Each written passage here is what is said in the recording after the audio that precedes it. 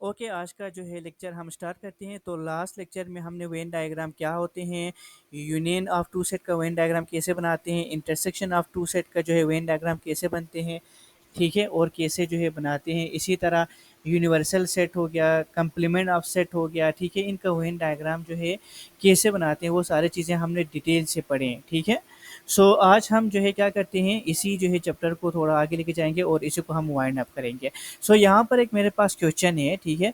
Identify and shade the following regions on separate Venn diagram. आपने separate Venn diagrams पे क्या करना है, इन रीजन्स को आइडेंटिफाई करना है और शेड करना है। तो आपके पास 3 क्वेश्चन है। सबसे पहले आपने क्या करना है, इस क्वेश्चन को जो है आइडेंटिफाई करना है और शेड करना है सेपरेट वेन डायग्राम पे, एक्स यूनियन वाई हो कंप्लीमेंट। इसके बाद आपके पास दूसरा क्वेश्चन है एक्स इंटरसेक्शन वाई कंप्लीमेंट, ठीक है। इसके बाद आपके पास तीसरा जो क्वेश्चन है ये X intersection Y whole complement है। सो ये बहुत ईजी है, मैं आपको स्टेप्स वाइज बताता हूँ और आपने उसी स्टेप वाइज से करना है, ठीक है। तो सबसे पहले हम क्वेश्चन नंबर 1 पे आते हैं। ओके, सो क्वेश्चन नंबर 1 है मेरे पास, क्या है, X union Y complement, X union Y complement. आपने क्या करना है, इसको वेन डायग्राम से रिप्रेजेंट करना है। तो देखो यहाँ पर आप उन्होंने जो है ये वेन डायग्राम जो ऑलरेडी बनाया हुआ है, आपने इसी वेन डायग्राम को इससे रिप्रेजेंट करना है, ठीक है। Very good. तो मैं क्या करता हूँ, चलो मैं पहला सबसे पहले जो है मैं यहाँ पर बनाता हूँ, मैं इसे बनाता हूँ, ठीक है। ये आपके पास यूनिवर्सल सेट है और ये आपके पास सेट एक्स है, ये आपके पास सेट वाई है। चलो मैं इसको एक्स लिखता हूँ, यहाँ पर मैं वाई लिखता हूँ। तो देखें यहाँ पर सबसे पहला काम क्या है, सबसे पहला काम जो है यहाँ पर देखो आपके पास कितने सेट्स हैं, 2 सेट हैं। एक आपके पास x है, दूसरा आपके पास y कंप्लीमेंट है। तो पहला काम आप इस सेट x को जो है यहाँ पर रिप्रेजेंट करें।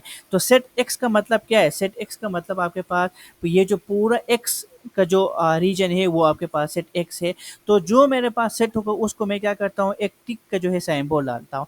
तो सेट x का मतलब ये वाला रीजन और ये वाला रीजन होगा, ठीक है। सो ये आपके पास होल रीजन सेट एक्स होगा। क्लियर हो गया। चलो इसके बाद फिर मैं क्या करता हूँ, उन्होंने कहा है कि सेपरेट वेन डायग्राम पे आपने जो है इनको क्या करना है, बनाना है। तो मैं एक अलग सा वेन डायग्राम बनाता हूँ, फिर उस पर मैं क्या करता हूँ, इस वाई कंप्लीमेंट को भी जो है यहाँ पर ऐड करता हूँ, यानी वाई कंप्लीमेंट जो सेट बनता है उसको भी मैं रिप्रेजेंट करता हूँ। तो उसके लिए मैं दोबारा बनाता हूँ यहाँ पर। चलो मैं यहाँ पर बनाता हूँ, ये आपके पास यूनिवर्सल सेट है, ये आपके पास सेट एक्स है, ये आपके पास जो है सेट वाई है। ये यूनिवर्सल, ये सेट एक्स, ये वाई हो गया, ठीक है। तो ये तो ऑलरेडी मेरे पास क्या था, ये ब्लू जो आपके पास 2 टिक था, ये सेट एक्स को रिप्रेजेंट कर रहा है। अब मैंने क्या करना है, इस वाई प्राइम को रिप्रेजेंट करना है। सो वाई प्राइम का क्या मतलब था, वाई प्राइम का मतलब था यूनिवर्सल माइनस वाई, मतलब यूनिवर्सल सेट में होनी चाहिए, वाई में नहीं होनी चाहिए, ठीक है। तो y में नहीं होनी चाहिए, यूनिवर्सल में होनी चाहिए। तो आप देखें यूनिवर्सल का मतलब ये पूरा रीजन होगा, ये वाला पूरा रीजन यूनिवर्सल होगा, बाकी y सिर्फ और सिर्फ ये वाला रीजन होगा। तो यूनिवर्सल में होनी चाहिए, y में नहीं होनी चाहिए। तो मैं जो है कौन से रीजन को टिक करूं, तो मैं जो है यहाँ पर रेड लाइन से टिक करता हूँ, ये पूरा बाहर का रीजन होगा यूनिवर्सल। देखो इनमें जो मेंबर्स है वो यूनिवर्सल में है, वाई में नहीं है। और ये आपके पास सिर्फ और सिर्फ एक्स का ये वाला जो रीजन है, ये आपके पास ये वाला रीजन भी होगा आपके पास वाई कंप्लीमेंट, ठीक है। तो देखो मैं यहाँ पर लिखता हूँ Y complement is equal to U minus Y होती है, यूनिवर्सल में होनी चाहिए, वाई में नहीं होनी चाहिए। तो देखो यहाँ पर आपके पास क्या है, ये रीजन और ये रीजन आपके पास क्या होगा, वाई कंप्लीमेंट होगा।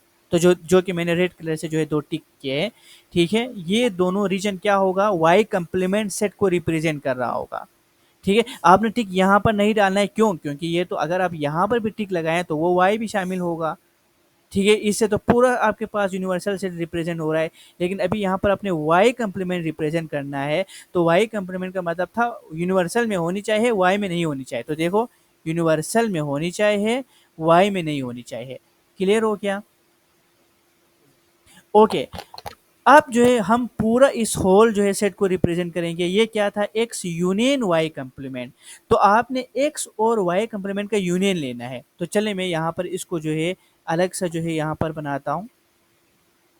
तो ये आपके पास जो है यूनिवर्सल सेट था, ये आपके पास x, ये आपके पास y, ये यूनिवर्सल, ये x, ये y था।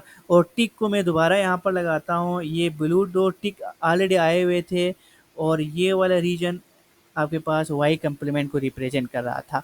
तो यहाँ पर देखें, x union y complement, union y complement, complement का मतलब, यूनियन का मतलब x में भी जो मेंबर्स हैं और y कंप्लीमेंट भी जो मेंबर्स हैं वो सारा।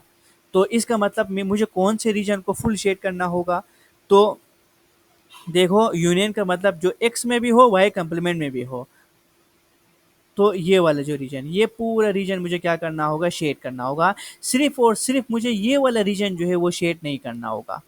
ठीक है, तो यही चीज एक्चुअली आपको क्या रिप्रेजेंट करेगा? x यूनियन y कंप्लीमेंट होगा। ठीक है, तो मैं तो तो मैं चलो यहाँ पर मैं इसको जो है क्या करता हूँ? शेड करता हूँ। ये लो, ये हो गया। हाँ, ये वाला रीजन हो गया, ये हो गया। देखो, तो ये आपने सिर्फ, यूनियन वाई को रिप्रेजेंट किया। हाँ, तो ये जो शेडेड जो रीजन है, शेडेड जो रीजन है वो एक्स यूनियन वाई कंप्लीमेंट वाले सेट को रिप्रेजेंट कर रहा है। So this this shaded region represent X union Y complement. Clear हो शेडेड गया? रीजन यस, ये जो येलो कलर में जो शेडेड रीजन तो है, वाई दिस, नहीं हुआ, जी, लेकिन इसके लिए तो वाई शेड ही नहीं हुआ। वाई तो शेड नहीं है ना, वाई तो शेड नहीं होंगे, क्योंकि यही तो मैंने आपको कहा था कि आपके पास वाई, देखो इसी वजह से मैंने दोबारा आ जाओ, चलो मैं आपको दोबारा समझाता हूँ। इस क्वेश्चन को सोल्व करने के लिए सबसे पहले आपने क्या किया? सेट एक्स को रिप्रेजेंट किया। तो सेट एक्स ये था जो कि मैंने ब्लू टिक से रिप्रेजेंट किया है। फिर मैंने सेट वाई कंप्लीमेंट को रिप्रेजेंट किया। तो वाई कंप्लीमेंट का मतलब था यू में होनी चाहिए, वाई में नहीं होनी चाहिए। तो मैंने ये रेड टिक से जो है क्या किया? इस रीजन को रिप्रेजेंट किया, वाई कंप्लीमेंट। तो रेड रेड टिक क्या है? ये पूरा के पूरा जो बाहर वाला रीजन, और ये सिर्फ और सिर्फ जो है ये वाला जो रीजन आपके पास क्या होगा? वाई कंप्लीमेंट होगा। फिर मैंने क्या करना था? इन्हीं दोनों का यूनियन लेना था। यूनियन का मतलब जो एक्स में भी हो, जो वाई कंप्लीमेंट में भी हो, दोनों में हो। तो दोनों में आपके पास क्या है? यही आपके पास रीजन तो था, ये देखो।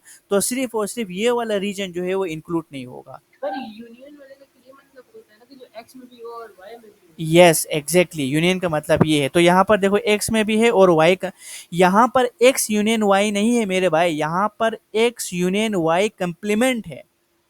तो यहाँ पर एक्स में भी हो और वाई कंप्लीमेंट में भी हो, वो आपके पास क्या होगा? एक्स यूनियन वाई कंप्लीमेंट होगा।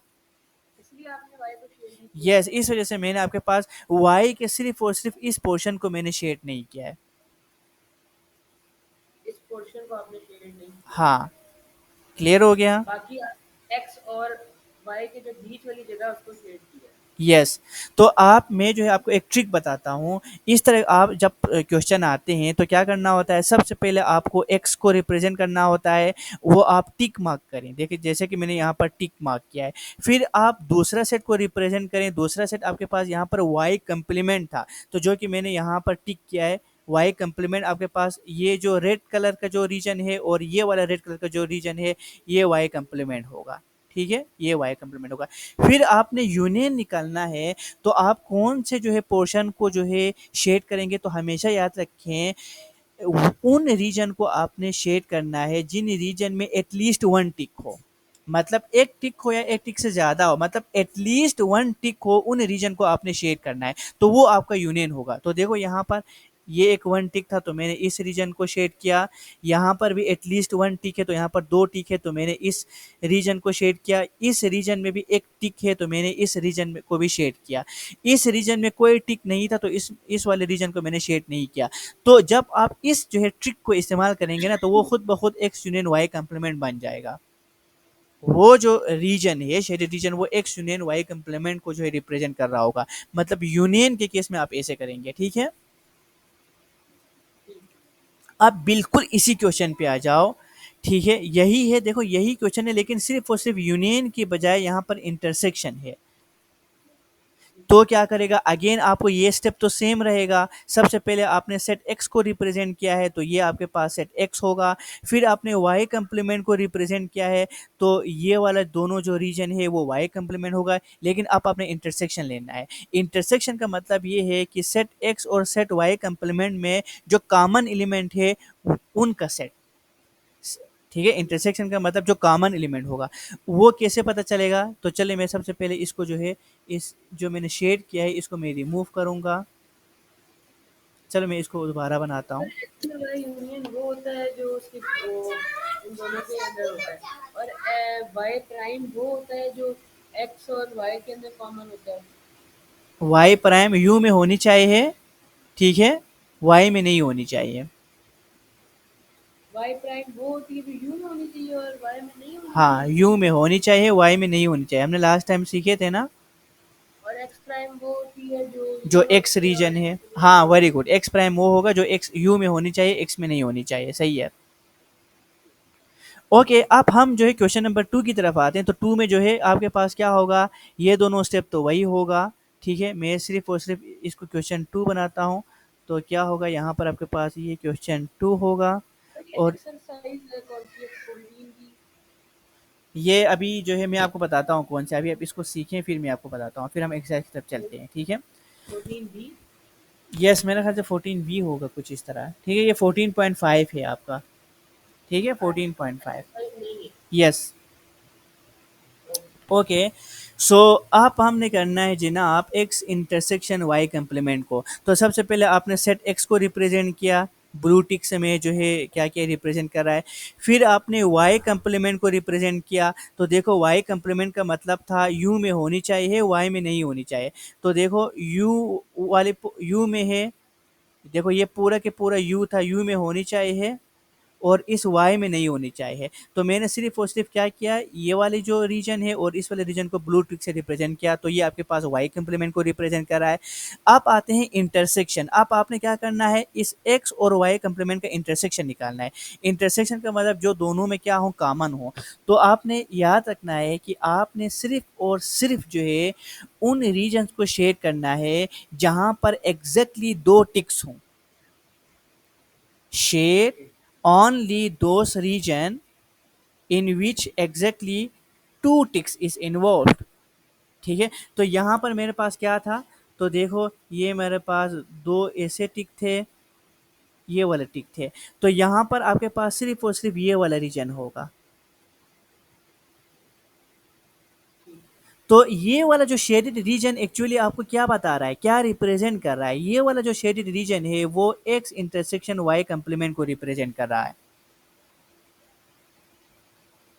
अब याद रखो डिफरेंस, यूनियन के केस में आपने क्या करना था, उन रीजन को शेड करना था, ठीक है, जहां पर एटलीस्ट वन टिक हो। यानी एटलीस्ट वन टिक जहां पर हो, जिस रीजन में एटलीस्ट वन टिक हो, आपने उन रीजन को क्या करना है, शेड करना है। लेकिन इंटरसेक्शन के केस में क्या होने चाहिए, एग्जैक्टली आपके पास दो टिक्स हों। ठीक है, आपने सिर्फ और सिर्फ उसी रीजन को क्या करना होता है, शेड करना होता है। ठीक है, क्योंकि अभी यहाँ पर मैं दो टिक्स इस वजह से बता रहा हूँ क्योंकि हमारे पास दो सेट है। अगर आपके पास तीन सेट होता तो एग्जैक्टली तीन टिक्स होनी चाहिए। ठीक है, वो वाले रीजन आपके पास क्या होगा, इंटरसेक्शन होगा। बाकी यूनियन के केस में वही होगा, आपके पास एटलीस्ट वन टिक हो। एक बात तो सही है। चलिए मैं दोबारा बताता हूँ। यूनियन के केस में आपने क्या करना है, चाहे आपके पास ये दो, मैंने ना पूरा क्वेश्चन दोबारा दूंगा। ये वाला क्वेश्चन दोबारा समझाऊं। जी। ओके, चलें ये वाला क्वेश्चन, ये आपके पास दूसरा पार्ट था। तो ये मैं सोल्व करने का पहला तरीका है, सबसे पहले आप सेट एक्स को रिप्रेजेंट करें। तो देखो सेट एक्स को मैंने रिप्रेजेंट किया, क्योंकि सेट एक्स ये पूरा आपके पास रीजन है। तो मैंने क्या किया ठीक है, है। इस ये पूरा रीजन है, चूंकि इस रीजन में आपके पास वाई भी ओवरलैप कर रहा है, तो मैंने कहा मैंने ब्लू टिक लगाया है ताकि वाजे हो जाए कि सेट एक्स का मतलब ये पूरा रीजन है। तो देखो मैंने ब्लू टिक से रिप्रेजेंट किया है कि ये वाला जो होल रीजन है वो सेट एक्स को रिप्रेजेंट कर रहा है। ठीक है। यहाँ तक। दूसरा स्टेप, फिर आपने दूसरे सेट को रिप्रेजेंट करना है। दूसरा सेट यहाँ पर क्या है, वाई कंप्लीमेंट है, सिर्फ वाई नहीं है, वाई कंप्लीमेंट है। तो वाई कंप्लीमेंट का मतलब है वाई में यू में होनी चाहिए, वाई में नहीं होनी चाहिए। तो मैंने यहाँ पर देखो अलग से बनाया है। तो यू में होनी चाहिए, वाई में नहीं होनी चाहिए। तो देखो ये जो दो आपके पास रेड टिक है वो रिप्रेजेंट कर रहा है वाई कम्प्लीमेंट को, क्योंकि देखो यू में होनी चाहिए, तो ये पूरा आपके पास रीजन है यू है, यू में होनी चाहिए और इस वाई वाले रीजन में नहीं होनी चाहिए था। तो मैंने क्या किया, ये बाहर मैंने एक टिक लगाया यू, तो ये वाला पूरा रीजन आ गया, सिर्फ और सिर्फ इस रीजन में टिक लगाया तो ये वाला रीजन आया, तो ये एक्चुअली आपके पास क्या है, वाई कम्प्लीमेंट हुआ। ओके। समझ आ गया। फिर आप ओरिजिनल क्वेश्चन की तरफ आते हैं, इन्हीं दोनों ये सेट का। कॉम्प्लीमेंट तब होगा ना जब हम वाई के अंदर टिक लगाएंगे। जी वाई कॉम्प्लीमेंट तब होगा ना हाँ, वाई के अंदर टिक लगाएंगे। यस वाई कम्प्लीमेंट जो है ना होता, सिर्फ और सिर्फ वाई होता, तो सिर्फ और सिर्फ आपको क्या करना था, यहाँ पर और यहाँ पर टिक लगाना था। ठीक है, अब आपने क्या करना है, इन्हीं दोनों सेट्स का इंटरसेक्शन लेना है, तो फिर आपने इसको देखना है, और जिस रीजन में एग्जैक्टली दो टिक्स होगा, वो वाले रीजन आपके पास क्या होगा, इन्हीं दोनों सेट्स का इंटरसेक्शन होगा। तो आप मुझे बताओ कौन से रीजन में एग्जैक्टली दो टिक है, तो सिर्फ दो टिक तो एग्जैक्टली सिर्फ और सिर्फ ये वाले रीजन है, तो मैं सिर्फ और सिर्फ इसी रीजन को क्या करता हूँ, शेड करता हूँ। तो देखो मैंने यहाँ पर किया हुआ है ना, सिर्फ और सिर्फ इसी रीजन को शेड। अरे ये टिक क्वेश्चन के अंदर बने होते हैं, हमने खुद बनाने ये होते आपने हैं। खुद बनाने होते हैं ना, अगर क्वेश्चन में आ जाए इसको वेन डायग्राम से, अगर आपको कहें कि रिप्रेजेंट करना है, ठीक है, तो आपको ये खुद इसी तरह करना होगा, क्वेश्चन में तो सिर्फ यही गिवन होगा। क्लियर हो गया। ये तो मैंने बताया यूनियन के केस में आपने उस रीजन को टिक करना है जिस रीजन में एटलीस्ट वन टिक हो, सॉरी यूनियन के केस में उस रीजन को आपने शेड करना है जिस रीजन में एटलीस्ट वन टिक हो। ठीक है। तो इस वन टिक आप मर्जी से बना सकते हैं। नहीं यार, मर्जी से क्या मतलब। ये चलो जो इसी भी क्वेश्चन आपने पर यूनियन पे आ जाओ, तुम्हें नहीं समझ आया दोबारा समझाता हूँ। यूनियन पे आ जाओ चलो, आप गौर से सुनो, मैं उसको पूरा मिटाता हूँ यार, चलो।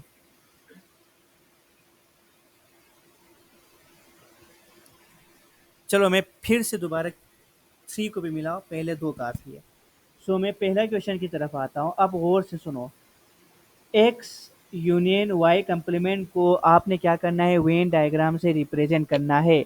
सो आप कैसे ठीक है। करेंगे, आप ऐसे करेंगे, सबसे पहला जो है आप बनाएंगे, ये दो सेट था, ये ऑलरेडी आपके पास बना हुआ होगा क्वेश्चन में, तो ये यूनिवर्सल सेट है, ये एक्स है, ये वाई है।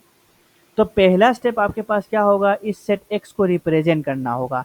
तो सेट एक्स कौन सा होगा, सेट एक्स तो सर ये ये वाला रीजन है। सर यूनिवर्सल सेट हमेशा रेक्टेंगल होता है ना। यस, यूनिवर्सल सेट रेक्टेंगल होता है। क्लियर हो गया। ओके, मैं बता रहा था, सबसे पहला काम आपका क्या होता है कि सेट एक्स को जो है रिप्रेजेंट करना होता है। तो सेट एक्स कौन सा वाला रीजन है, सेट एक्स तो ये पूरा वाला रीजन है।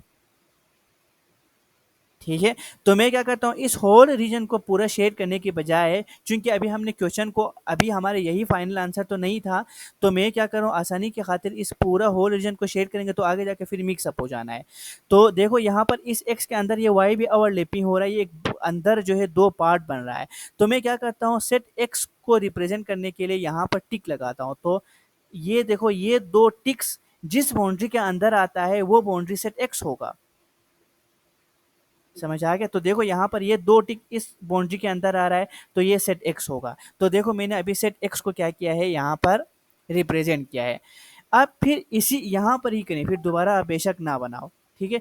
इसी जो है इसी जो है डायग्राम के ऊपर ही बनाए, आप वाई कम्प्लीमेंट को बनाए, सेट वाई कम्प्लीमेंट को आप रिप्रेजेंट करें। ये तो अभी आपने दो टिक लगाए हैं एक्स के अंदर है ना। यस यस, तो ये एक्स सेट एक्स को रिप्रेजेंट कर रहा होगा।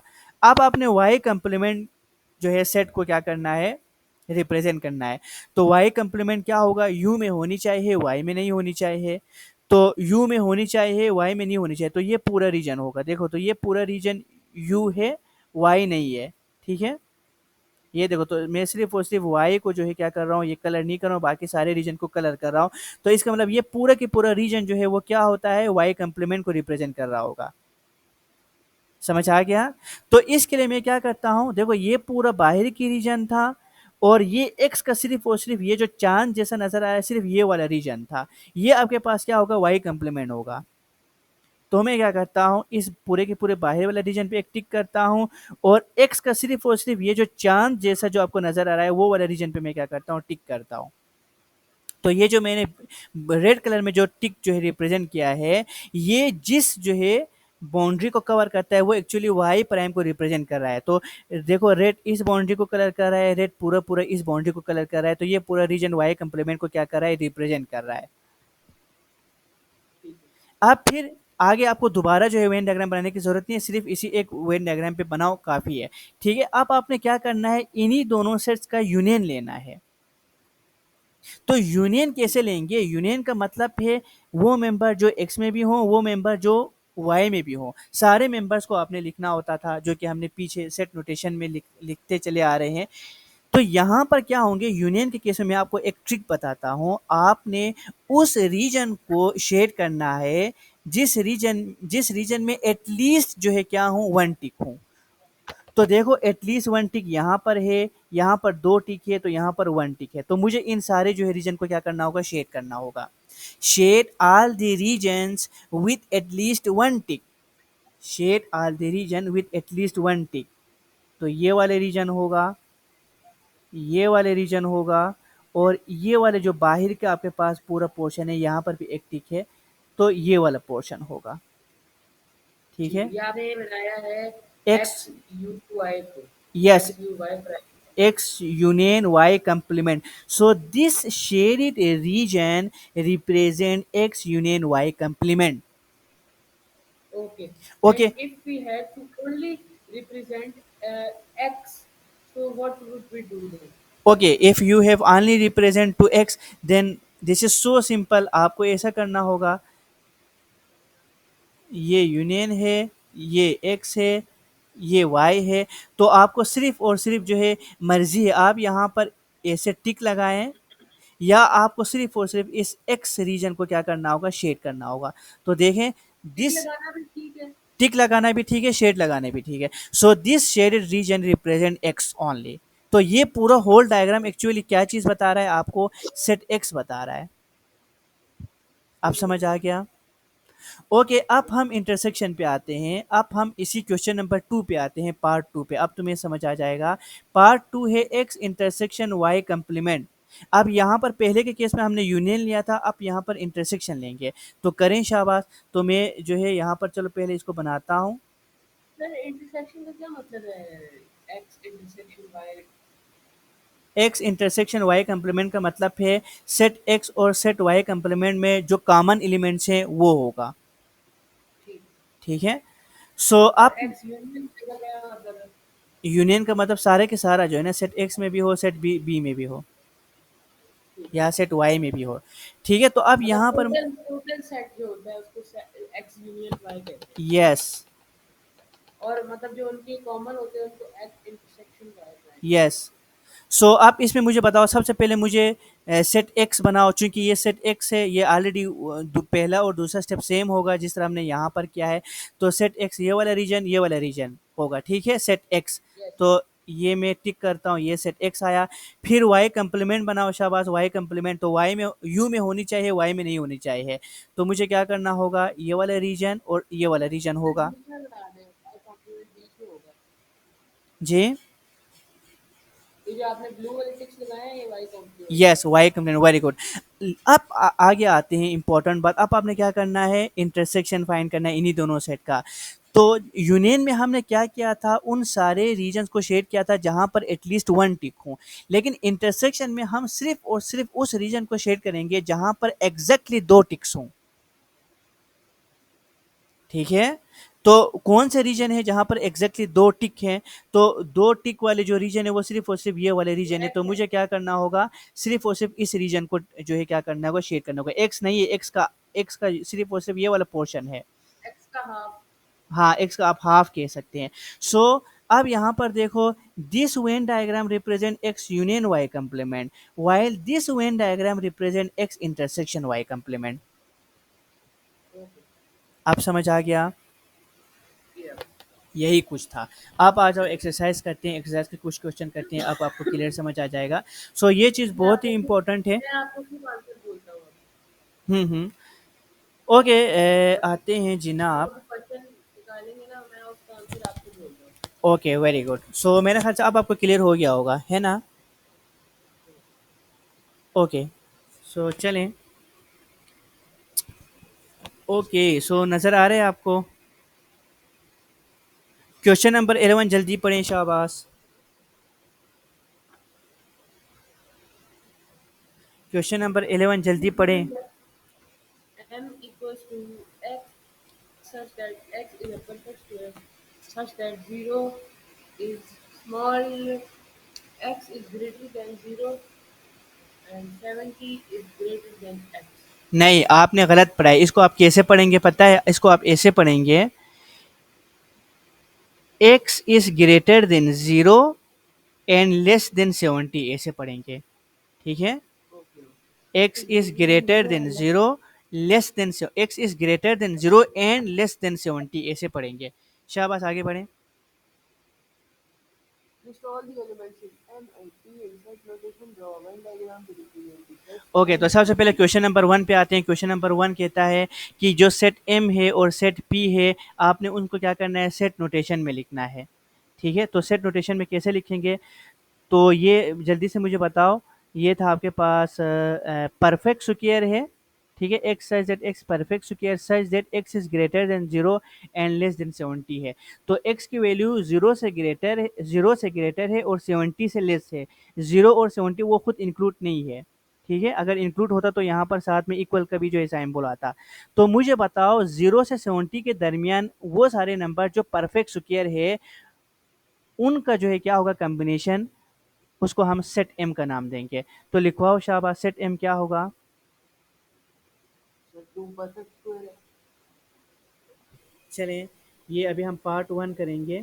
तो उन्होंने The क्या कहा 4 is था? a perfect square. X is greater than 0 and less than 70।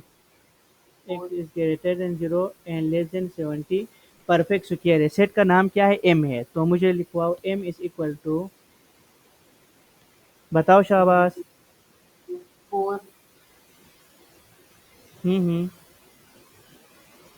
4, 8. 1 भी होगा ना? 1 भी तो परफेक्ट स्क्वायर है। 1 Yes, 1, 1, 4 1, 4, yes, 9, very good. 9 comma 12, 12 तो परफेक्ट स्क्वायर नहीं है। 12 जो है किसी भी नंबर का 12 नहीं, परफेक्ट। 16, 16, very good. 16. 16 जो है वो, देखो 16 जो है वो 4 का स्क्वायर है। तो देखो ये परफेक्ट स्क्वायर है। ठीक है? तो 12 जो है किसी भी नंबर का स्क्वायर नहीं है। तो इसी तरह आगे जो है 25 होगा। ठीक है? 25 होगा, फिर जो 16 है होगा, 25 से आगे मैं बता दूँ, 30 तो नहीं 36, हो सकता। 36, वेरी गुड, 36 होगा। 49, वेरी गुड, 49 होगा। 54. 54 तो किसी का स्क्वायर नहीं नहीं नहीं है। नहीं नहीं नहीं नहीं, 49 64 होगा, होगा। 60, 64 सॉरी, 64 इसके बाद। उसके बाद 81. 81 तो नहीं लिखेंगे। 81 क्यों नहीं लिखेंगे? वो क्योंकि लास्ट क्योंकि उसके अंदर हमने 0 1 से यस, लेके 0 से ग्रेटर होनी चाहिए, 70 से लेस होनी चाहिए। तो 84 तो क्या हुआ आपके पास? ये तो 70 से ग्रेटर हुआ। तो आप इसका मतलब यहाँ पर हमारे पास क्या है? ये सेट एंड है। तो देखो सेट एम हमने लिखा है। क्लियर हो गया? आप आ जाओ जल्दी से, पी सेट लिखवाएं सेट नोटेशन में। ये क्या है? X such that x is a perfect cube, yes, और x is greater than 0 and less than 70। तो सेट पी लिखवाएं, ठीक है, परफेक्ट क्यूब। तो 1 तो होगा इसमें भी। 1 होगा, 8 होगा, हाँ, 1, वेरी गुड। 8 होगा। 8 किसका क्यूब है? 2 का क्यूब है। ठीक है? आप 2 को 3 दफ़ा मल्टीप्लाई करो तो 8 आ जाएगा। 27 होगा, अ, कौन सा number? 27, very good, 27, very good, very good. 27 होगा।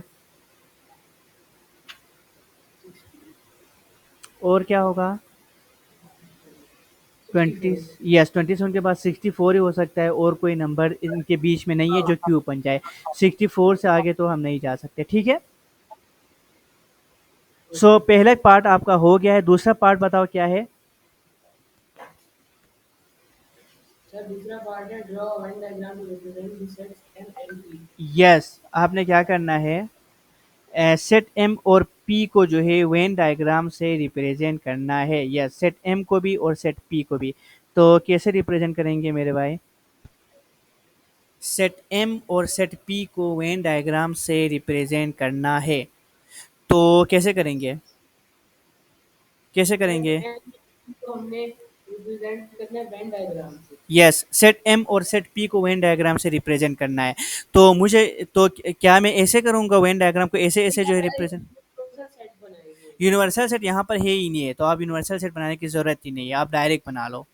चलो मैं इसको सेट एम कहता हूँ, इसको सेट पी कहता हूँ, मैं ऐसे बना लूँ। फिर एम के अंदर मैं सारा नंबर्स को लिखूंगा, 1 4 9 16, सारा सारा सारा। पी के अंदर सारे मेंबर्स को लिखूंगा। सो ऐसे बनाएंगे क्या? नहीं, हाँ, तो कैसे बनाएगा? ऐसे तो नहीं बनाएगा, तो इंटरसेक्ट करेंगे। ओवरलैपिंग बनाएगा। ठीक है, मैंने आपको बताया कि जब भी आपसे सवाल पूछा क्वेश्चन पूछा जाता है कि एम और पी का जो है कोई से भी दो सेट्स का आपने वेन डायग्राम बनाना है, तो सबसे पहले आपने ये देखना है कि वो दोनों सेट डिसजॉइंट सेट है या वो दोनों सेट ओवरलैपिंग सेट है। ठीक है, डिसजॉइंट का मतलब ये है कि आपने देखना है कि सेट एम और सेट पी में, या जो दोनों आपके पास गिवन सेट है उनमें कोई भी मेंबर जो है कॉमन नहीं हो, तो उस वक्त वो दोनों सेट डिसजॉइंट सेट होगा। ठीक है, और उस केस में आपको ऐसे अलग अलग बनाना होगा। ठीक है, अगर आपके पास उन दोनों सेट में, यहाँ पर चूंकि हमारे पास सेट एम और सेट पी है, इनमें अगर एटलीस्ट वन भी एलिमेंट्स कॉमन हो, तो फिर ये दोनों सेट्स को हम क्या कहलाते हैं? ओवरलैपिंग सेट कहलाता है। और इस केस में वेन डायग्राम क्या होगा? हमेशा ऐसे बना जाएगा, ओवरलैप कर रहा होगा दोनों सेट ऐसे। ठीक है, सो ये वाला यहाँ पर गलत है, ये वाला यहाँ पर सही है। सो मैं इसको जो है सेट एम का नाम देता हूँ, इसको मैं सेट पी का नाम देता हूँ। ठीक है, अब फिर आपको क्या करना होगा? इनके सारे मेंबर्स को यहाँ पर जो है रिप्रेजेंट करना होगा। तो सबसे पहला काम आपने क्या करना है, जो कॉमन आपके पास एलिमेंट हैं उनको इस सेंटर में क्या करना है? लिखना है, जो कि दोनों लिखना है। ओवरलैप कर रहा है। ठीक है, ये तो कौन कौन से जो है आपके पास कॉमन वन है? वन कॉमन है। One and 64। हाँ, सिर्फ और सिर्फ दो आपके पास एलिमेंट है, 1 और 64। तो मुझे 1 और 64 यहाँ पर लिखना होगा। इसके बाद पी लिखवाएं, पी में कौन कौन से एलिमेंट को मुझे लिखवाना हो? पी पी में में, आपको लिखना होगा बाकी 8 27 है यस, बस। Very good, exactly. आपको सिर्फ और सिर्फ 8 और 27 लिखना है। क्यों? क्योंकि 1 और 64 तो ऑलरेडी यहाँ पर आया हुआ है। तो अब आप यहाँ पर देखें, सेट पी में कितने मेंबर्स हैं? 1 64, ठीक है, और 8 27। तो ऑलरेडी यहाँ पर देखो 1 64 8 27 सारा आ गया। अब सेट एम में जो है मेंबर्स लिखवाएं, शाबाश। 4 9 16 26 एंड 14। वेरी गुड, 1 और 64 के अलावा बाकी सारे मेंबर्स को यहाँ पर लिखें 4 9 16 25 36 49। ठीक है, आपने इनको थोड़ा सेपरेट सेपरेट लिखना है, क्लोज लिखेंगे तो गलत होगा। देखिए जैसे कि यहाँ पर 3649 क्लोज हो गया, तो ये ऐसा लग रहा है कि 3649।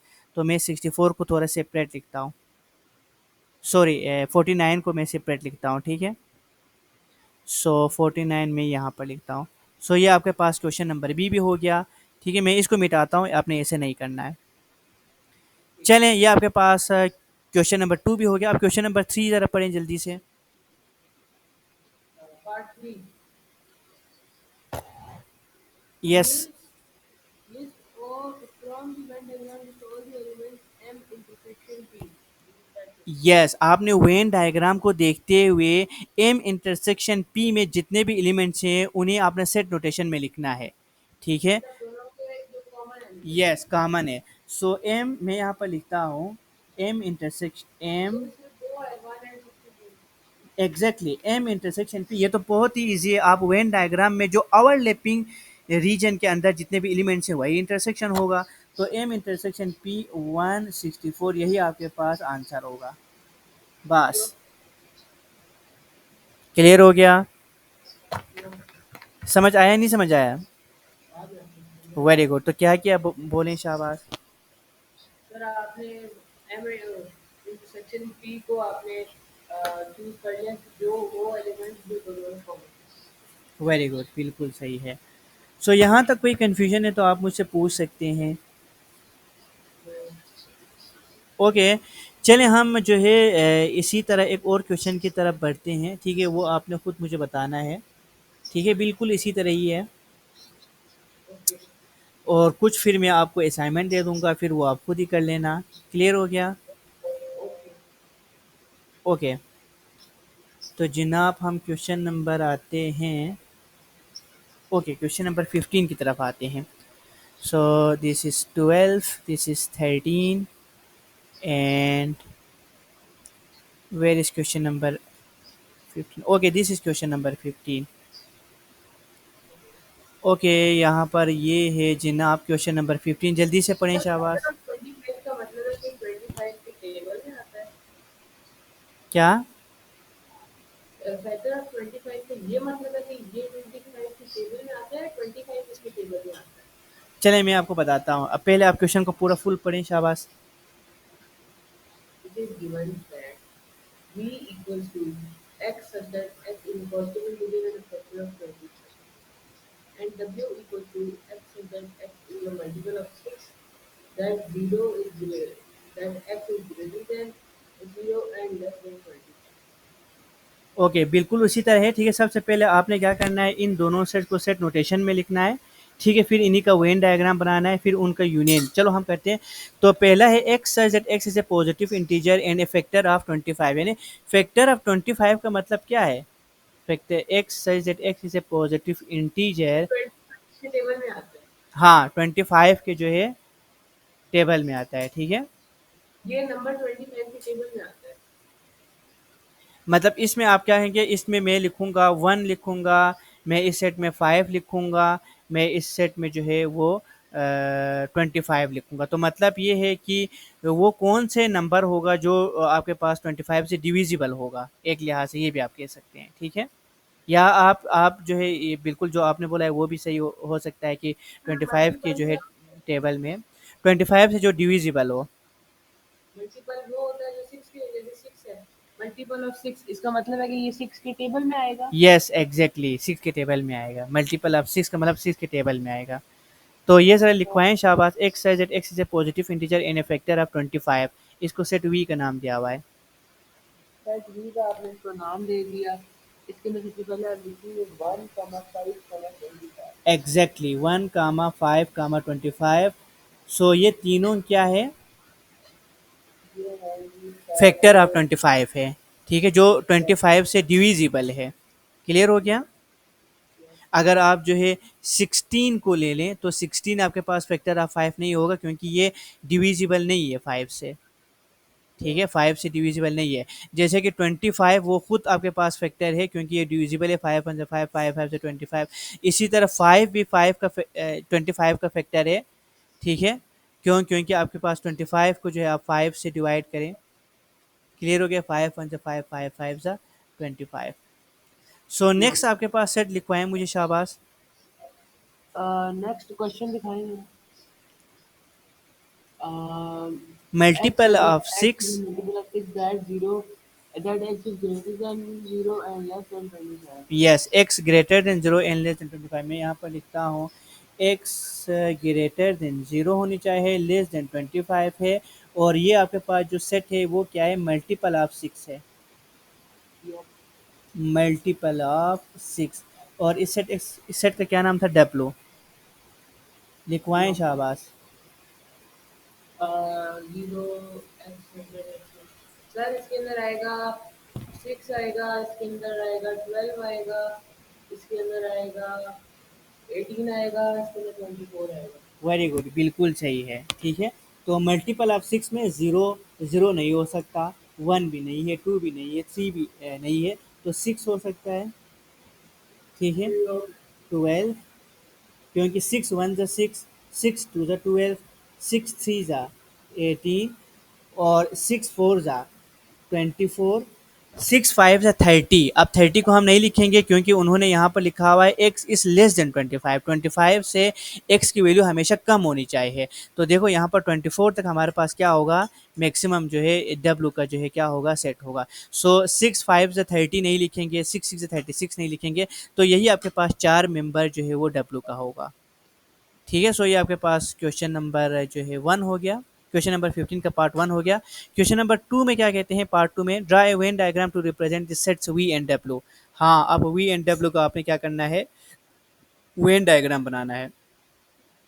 We and W, yes yes, V and W का। तो शाबाश, मैं जो है कैसे बनाऊं। सर ये डब्ल्यू का आप बनाए, उन दोनों का वेन डायग्राम इंटरसेक्ट कर रहा है और एक दूसरे को, और बीच में उनके कॉमन एलिमेंट्स लिखे। कॉमन एलिमेंट्स उनके हैं ही नहीं। तो मैं क्या करूंगा, तो मैं ऐसे बनाऊं फिर भी हाँ, ऐसे ही बनाएंगे, वेन डायग्राम तो ऐसे ही होता है। नहीं होगा। अब ऐसे नहीं बनेगा, अब ये ओवरलैप नहीं होगा, यही तो मैंने तुम्हें बताया था। तो ओवरलैप कॉमन नहीं नहीं, होगा, ओवरलैप नहीं होगा। ओवरलैप नहीं होगा। मैं आपको दोबारा रिपीट करता हूँ, हमेशा आपने क्या करना है, जब इस तरह के वेन डायग्राम बनाना हो तो आपने उन दोनों सेट को देखना है। आपने ये पता लगाना है कि वो दोनों सेट ओवरलैपिंग सेट है या वो दोनों डिसजॉइंट सेट है। ठीक है। अब ओवरलैपिंग सेट क्या होता है, डिसजॉइंट सेट क्या होता है। ओवरलैपिंग सेट उस वक्त हो कहेगा जब उन दोनों सेट्स में एटलीस्ट जो है वन एलिमेंट्स क्या हो, कॉमन हो। क्लियर हो ठीक है। गया। तो उस वक़्त आपको ऐसे बनाना होगा। फिर आपने क्या करना था, जो कॉमन आपके पास मेंबर है उनको आपने यहाँ पर क्या करना था, इस रीजन में लिखना होता था। ठीक है। अगर उन दोनों सेट में कोई भी एलिमेंट कॉमन नहीं हो उस वक़्त फिर हम उन्हें डिसजॉइंट सेट कहलाता है। और उस वक़्त आपको कैसे रिप्रेजेंट करना होता है, डिसजॉइंट का मतलब उनमें कोई भी एलिमेंट कॉमन जो है नहीं है। इस वजह से आपको उन दोनों सेट को ऐसे अलग-अलग जो है बनाना होता है। तो देखो, ये इस तरह आपको कब बनाना होता है, जब आपके पास जो सेट है वो ओवरलैपिंग हो। ठीक है।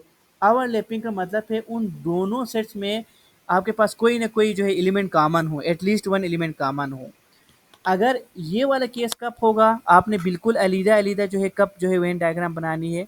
ठीक है, सेट्स, ये डिसजॉइंट सेट के केस में, जब अगर आपके ठीक है। पास जो सेट है वो डिसजॉइंट सेट होगा तो उस वक्त आपको ये वाला केस जो है क्या करना होगा, अपनाना होगा। ठीक है। ठीक है।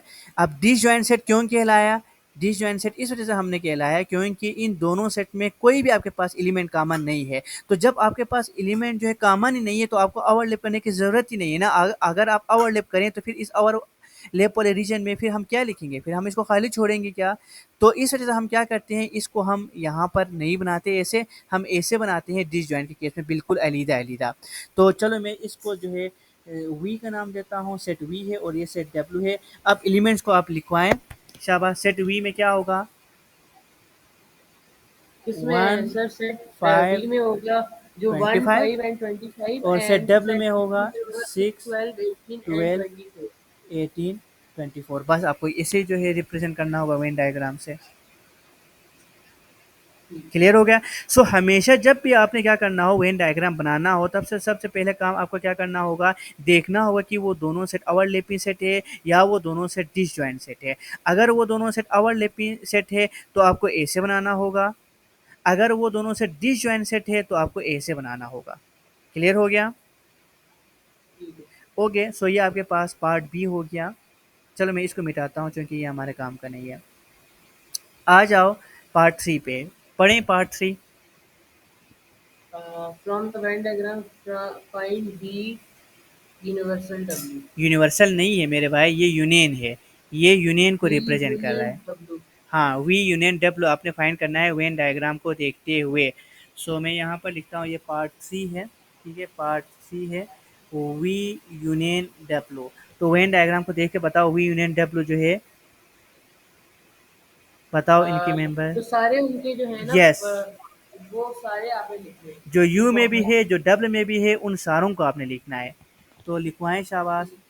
One 1 five 25 6 12 18 and 5 24। 25 6 12 18 और 24।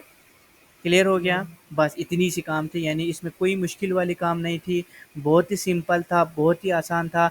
बस इन चीज़ों को आपने क्या करना है, ज़हन में रखना है। ये डिसजॉइंट सेट क्या होता है, ओवरलैपिंग सेट क्या होता है, कब आपको जो है ओवरलैपिंग बनाना है, कब आपको ओवरलैपिंग नहीं बनाना है, इन्हीं चीज़ों का जो है क्या होती है आपको समझ होनी चाहिए। क्लियर हो गया?